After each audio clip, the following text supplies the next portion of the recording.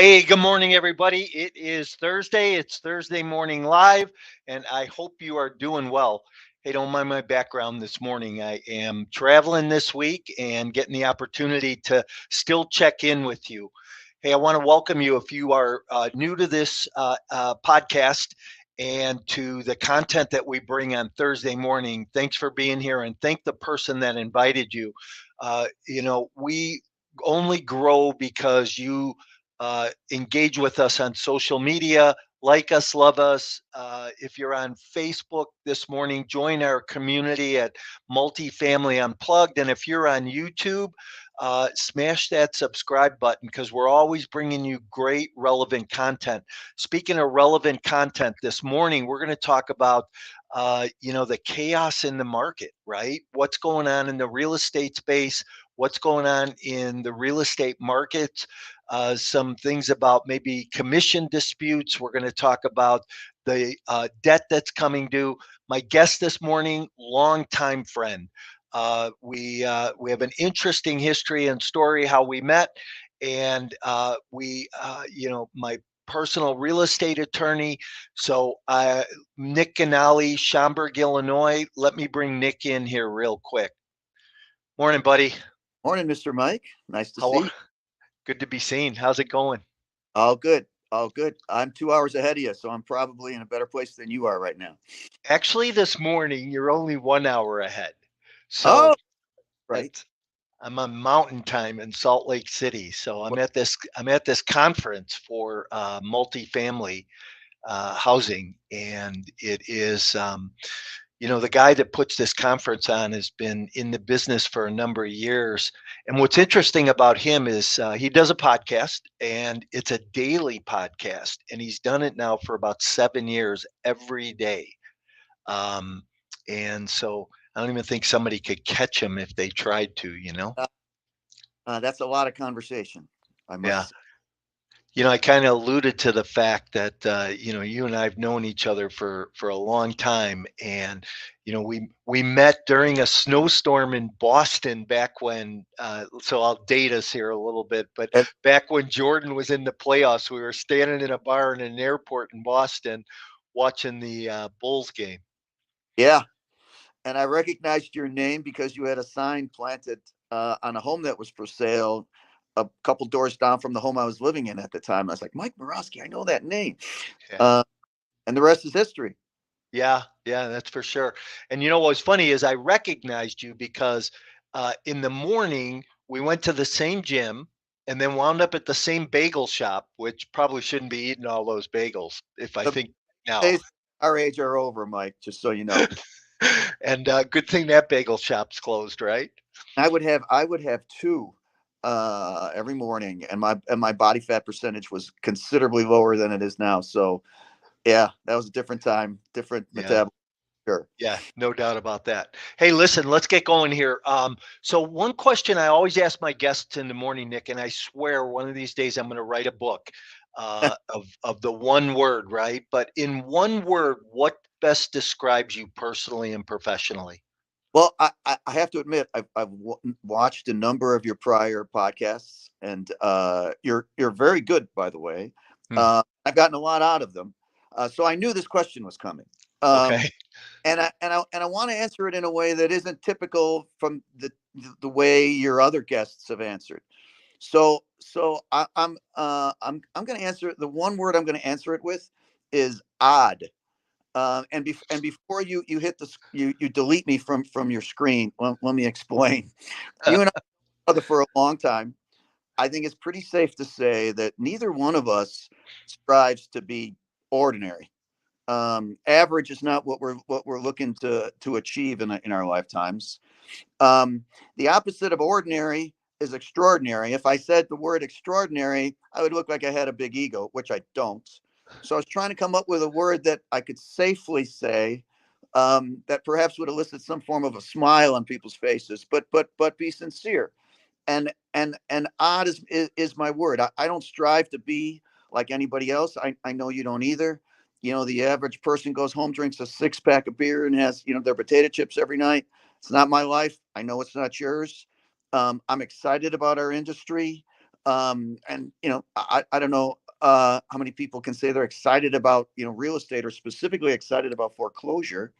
Um, but yeah, I'm at my age. I'm really comfortable in my skin, and and I like where I definitely certainly like where things are going for both of us. Yeah. So odd is my word for now. Awesome. I love that. And, I've known you a long time.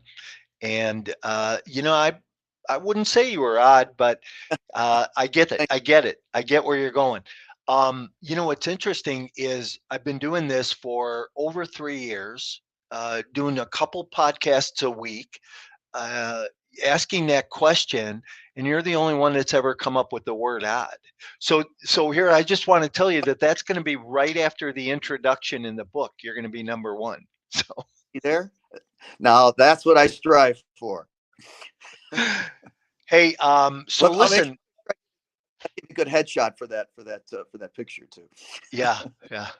Hey, so talk a little bit about who you are, what you do, what Sure. space you play in the world. Okay. Well, I'm an attorney first and foremost. My background is accounting, so I've always been a transact. I've always enjoyed the transactional side of our business. Not a guy that goes to court. Don't care for litigation. And real estate has been good to me. Great many years ago, and for those of you who are listening in who are starting out, perhaps this will help you. I got a call. I was out of town.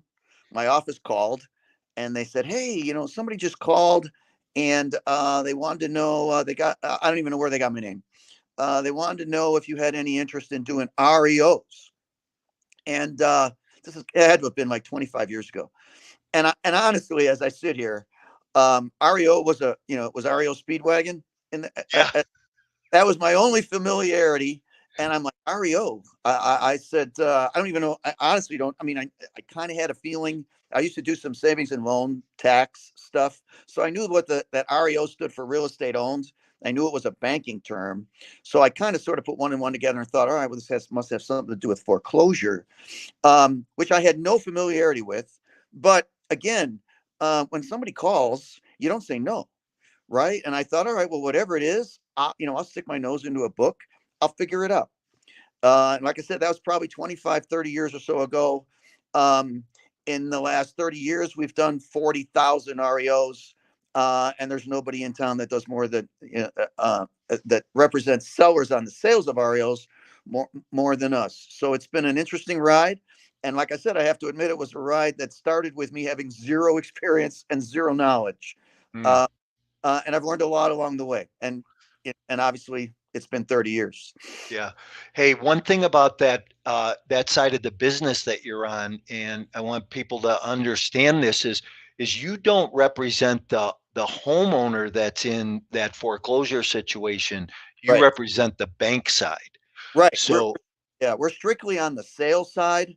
And I made a personal commitment when this all started to not be involved in the process itself. So what I mean by that is it's a depressing, sad process when people are losing their homes. yeah, I don't really have an interest in being that guy.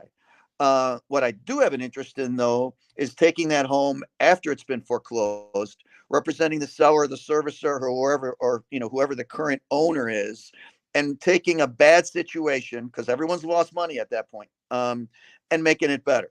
yeah. Um, and that's again, it's a very, very small niche practice, but that's what we do, and we've been very successful at it. Nice. Um, you know, so doing that and being in that space, you must really have your hand on the pulse of the real estate market and, where we're at today in the economy when it comes to residential. Yeah. It's my business to certainly take a look forward. Um, but I have to tell you guys that when I look back, and in most cases, you learn from your experiences. Looking back at our market, looking back at real estate over the last, let's say, 10, 15 years, Um, it's just a completely different world. We were all around when the markets crashed back, between 2008, 9, 10, 11, 12. Certainly the foreclosure markets were crazy at that time. But comparing and contrasting that world with the world that we're currently living in, um, while we learned some lessons back then, and the industry learned some lessons, it's a whole different ball game now in so many ways. So you really want to try to educate yourself as best you can, if you're looking to get into this market, and you really have to concentrate on the geographic markets, because the answer to your question, or the answer to any foreclosure question, is going to be solely dependent upon where you are geographically, because what's going on in the markets in California versus what's going on in, let's say, Illinois, are two completely different scenarios. Yeah. So it's market specific at this point, huh? Pretty much, yeah, yeah. I mean, as an example, what's different today, in the foreclosure world as compared to 2010, let's just say, is in 2010, you had a lot of people who were forced to sell their homes, because they probably shouldn't have been in the home in the first place. Their mortgage lender, or whoever they worked with, you know, uh, let's just say there were all kinds of unscrupulous practices at the time. Um, Nobody had equity, and it was just a loss all the way around. In today's world, dependent upon where you are, there's a large percentage of a great many states in the or I should say geographic areas in the country now where people have equity. People have significant equity. Yeah. Uh, and now they're faced with some options that they wouldn't have had, had they had, uh, uh, with that equity. So you're going to Right. see a lot more people looking at, okay, well, what can I do? I have a $500,000 house. I'm not making my mortgage payments, but I have $100,000 of equity. Well, that same person 15 years ago didn't have any equity. They would walk away. And in most cases, they could walk away scot free. In today's world, that person's going to call their realtor, and they're going to say, hey, I have $100,000 of equity. I know I got to pay you, but maybe I can still sell this, not take the hit on my credit, and walk away with a little bit of money. Yeah. Um, and if you're in the right area, uh, in the right house, that makes sense. If you're in the inner city in Chicago, in a gang infested neighborhood, you don't have any equity. You've probably never had equity, and that's not an option for you. So it's really going to depend. Yeah, that's interesting. Hey, real quick, I just want to acknowledge our listeners this morning. Thanks for being here. And if you have a comment, go ahead and throw it in the chat. Rachel did make a comment this morning, Nick. She said that we're all odd in a nutshell. So thanks, Rachel, for chiming in, and appreciate the support around that. So, um, hey, so Nick, there's a lot of craziness in the real estate market, right? So we're seeing, some softening on the residential side, not a lot. I'm in Salt Lake City. I was with an agent last night, a residential agent who put a $600,000 house on the market, had 16 offers in the first 30 hours the house was listed. So, I think market by market, it's specific, it's different. If you're in Tuscaloosa, Alabama, it's probably a tougher market there, right? It's not so much a buyer's market. But you know, but when we talk about that versus the commercial market, you know, I'm at a multifamily event this week in Salt Lake. And, I listened to four economists over the past couple of days, one of whom said the world's coming to an end. It's over. And three are more of the optimistic approach that, it's not going to be that bad. Yes, there's $1 trillion in debt. But I say, FDIC mandated that the banks work this debt out. They don't have to take this real estate back. There's insider trading going on. So the lenders are calling up experienced operators and saying, hey, you want to buy this deal? How do you see that side of the world faring? I've been of the opinion for quite some time that the commercial markets are in trouble. I mean, you just look at you drive. My office here is in Schaumburg. You drive down the main streets and look at the vacant restaurants. You look at the vacant retail, and it's vacant. No one's making the mortgage payments, yet nobody's talking about it. It's like this secret that everyone wants to kind of sort of brush off to the side, and sooner or later those notes become due, and the banks are forced with making a decision. I, I'll take it a step further. Something that you're some conversation you're starting to hear now that kind of sort of dovetails with my own industry is I think you're going to see a lot of you're going to see a good amount of the right commercial property has the potential to be converted into residential. Um, and I think that's one possible solution to what will be a, what could be a crisis. Um, and when you look at the residential markets, and um, a lot of it is economical. A lot of it is supply and demand. Well, if all of a sudden we had a whole bunch of new uh, um, converted commercial properties turned into residential, I think that would have a positive effect for everyone. It's an answer for the lenders who are going to get hit hard.